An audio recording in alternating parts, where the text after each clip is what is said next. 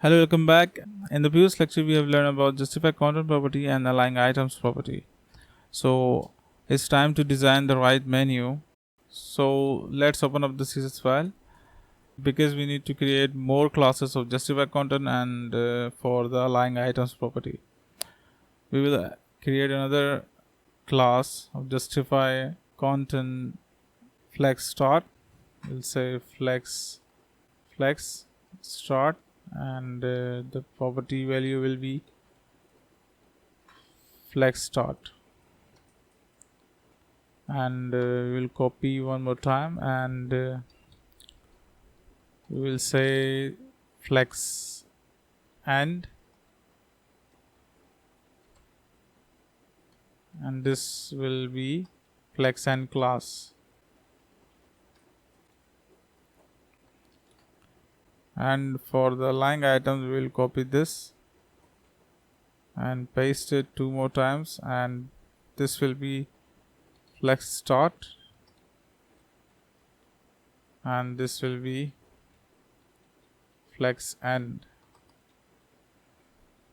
and this value will be flex start and this value will be flex end. We have created classes because we need them. In a few moments we will be using these classes. So let's remove some spaces.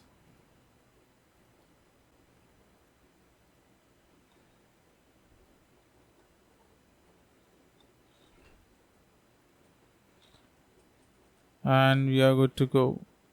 So let's open up the index.html file and let's close the left div and center div because we need to only focus on the right div.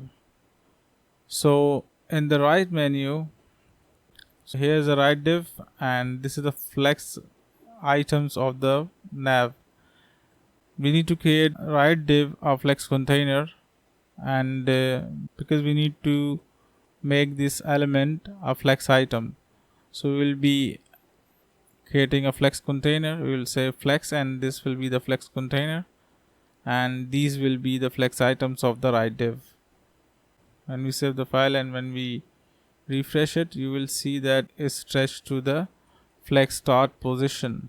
So let's add a property of justify content. We will be moving our right nav to the right side, so we will say JC and we will say flex end.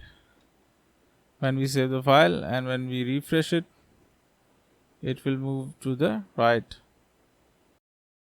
So let's add a height to the nav, and here you can see, if you scroll down, we have a nav and we will say height of 60 pixels and refresh the page, and we have successfully given the height.